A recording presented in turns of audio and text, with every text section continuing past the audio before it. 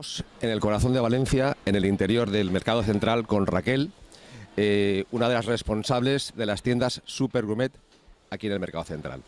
Raquel, ¿nos puedes explicar las diferencias que hay entre vuestra tienda y las otras que hay aquí en el mercado?